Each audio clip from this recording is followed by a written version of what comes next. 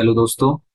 आप सभी का जीएस एक्सप्लेन में एक बार फिर से स्वागत है। तो हम हिस्ट्री के पॉइंटर को कंटिन्यू करते हैं, देखते हैं कुछ इंपॉर्टेंट हिस्ट्री के पॉइंटर को।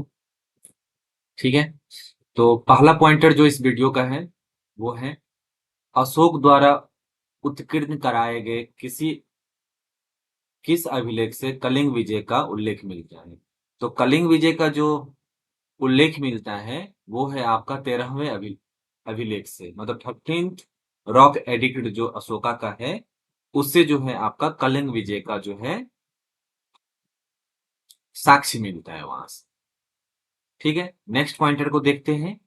कौन सा नवपाषाण कालीन स्थल, जो नवपाषाण कालिक स्थल है मतलब न्यूलिथिक एज, राख के टीले के लिए जाना जाता है। तो राख के टीले के लिए जो जाना जाता है वो है आपका पलवाई। पलवाई जो है आपका राख के टीलों के लिए फेमस है। अगला क्वेश्चन जो पॉइंटर उसको देखते हैं। बंगाल का कौन सा राजवंश कन्नौज के त्रिकोणात्मक संघर्ष में भागीदार। ठीक है, तो वो है आपका पाल वंश। ठीक है, क्योंकि प्रतिहार गुज्जर प्रतिहारा जो था वो राष्ट्रकूटा और पाला डायनेस्टी, इन तीनों के बीच में जो है आपका त्रिकोणात्मक संघर्ष होता था कन्नौज के ऊपर में आधिपत्य को लेकर के। क्योंकि जैसे अभी दिल्ली का इंपॉर्टेंस है, जैसे सल्तनत के पीरियड में दिल्ली का इंपॉर्टेंस हुआ करता था, ठीक है, तो वैसे ही कन्नौज का इंपॉर्टेंस मेडिएवल टाइम में हुआ करता था। किस क्षेत्र में नवपाषाण युगीन मानव भूमिगत गड्ढे, मतलब भूमिगत गड्ढों में जो है रहता था, तो वो है आपका कश्मीर में। कश्मीर में जो है न्यूलिथिक एज में जो है ह्यूमंस जो है वो भूमि के मतलब भूमिगत गड्ढे में रह करके मतलब रहा करते थे। ठीक है, जैसे आपका बुर्जा होम हो गया। ठीक है, तो ये सब लोकेशन जो है जिसमें आपका फेमस है कश्मीर का। 1924 में मुंबई में बहिष्कृत हितकर्णी सभा, दो चीजें इसमें इंपॉर्टेंट है। एक तो 1924, उसके बाद है मुंबई में बहिष्कृत हितकर्णी सभा की स्थापना किसने की, तो बी आर अम्बेडकर ने। इसको किसी भी तरह से पूछा जा सकता है, बी आर अम्बेडकर ने बहिष्कृत हितकर्णी सभा का स्थापना किस वर्ष किया, तो 1924 में। कहाँ किया, तो मुंबई में। और इससे भी डायरेक्ट पूछा जा सकता है कि बहिष्कृत हितकर्णी सभा के फाउंडर कौन है, तो वो है आपके बी आर अम्बेडकर। ठीक है, शाहजहां के पुत्रों में सर्वाधिक उदार दृष्टिकोण रखने वाला तथा वेदों को कुरान की तरह पवित्र मानने वाला कौन है, तो वो है आपका दारा सिकोह। दारा सिकोह के लिए ये बोला जाता है जो बहुत सारे जो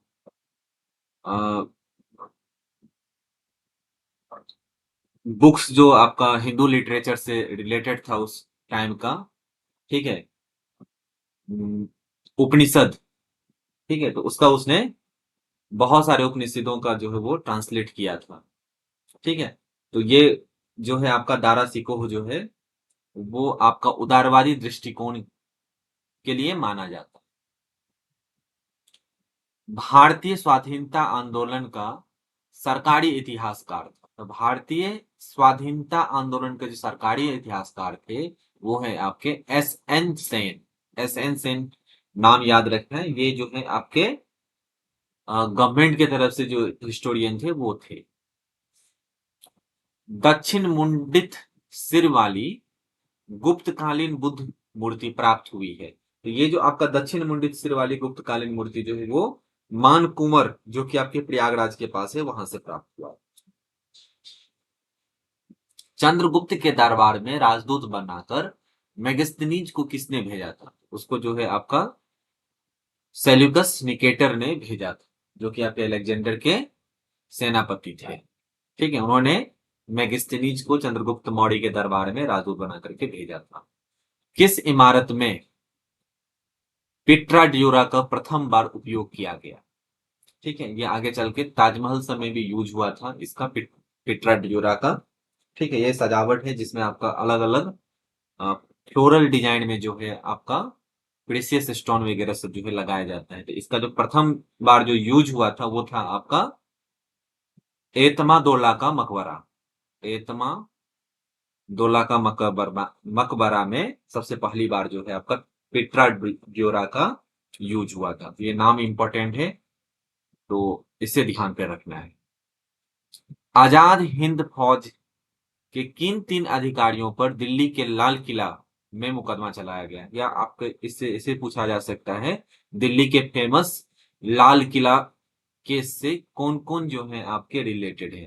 तो वो है आपके सहगल, डिल्लो और शहनवाज। नाम, ये टाइटल आपका नाम उनका है, उनका ये आपको ध्यान पे रखना है।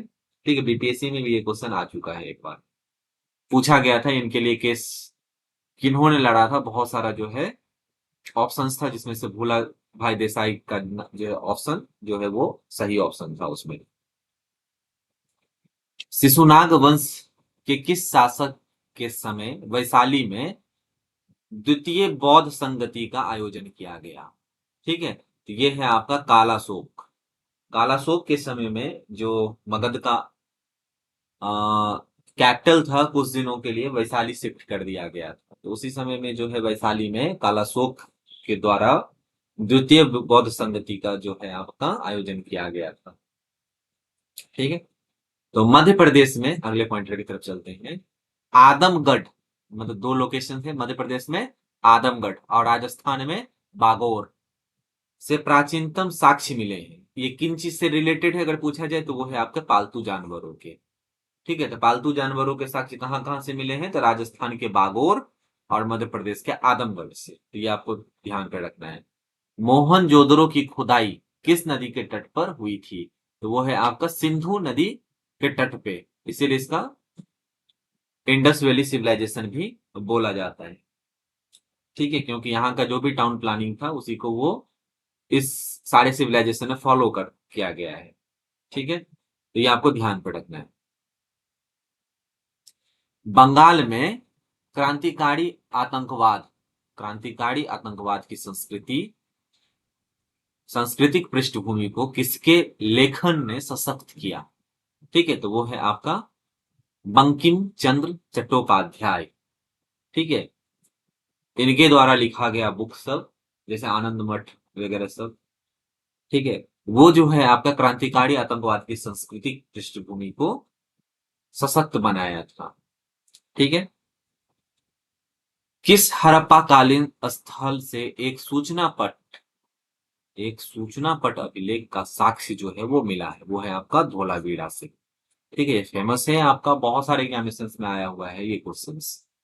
नेहरू रिपोर्ट का अनुमोदित डोमेनियन स्टेटस के विचार का किसने विरोध किया? तो डोमेनियन स्टेटस का जो विचार था उसका विरोध करने वाले थे सुभाष चंद्र बोस। ठीक है, ये नेहरू रिपोर्ट में ये जवाहरलाल नेहरू से नहीं है, उनके पिताजी मोतीलाल नेहरू से ये रिलेटेड है। इसके जो विरोध किए थे वो है आपका डोमिनियन स्टेट के लिए, वो है आपका सुभाष चंद्र बोस। जब भारतीय राष्ट्रीय कांग्रेस ने भारत छोड़ो आंदोलन प्रस्ताव पारित किया, उस समय कांग्रेस का अध्यक्ष कौन थे? तो वो है आपके मौलाना अब्दुल कलाम आजाद। ये नाम भी आपको ध्यान पे रखना है, क्योंकि ये क्वेश्चंस आया हुआ है बीपीएससी में। सम्राट कनिष्क किस धर्म के अनुयायी थे?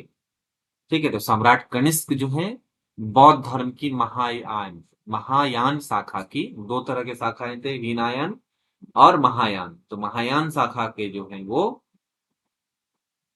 फॉलोअर थे सम्राट कनिष्क, क्योंकि इन्हीं के समय में चौथा बौद्ध संगति जो है वो कश्मीर में हुआ था।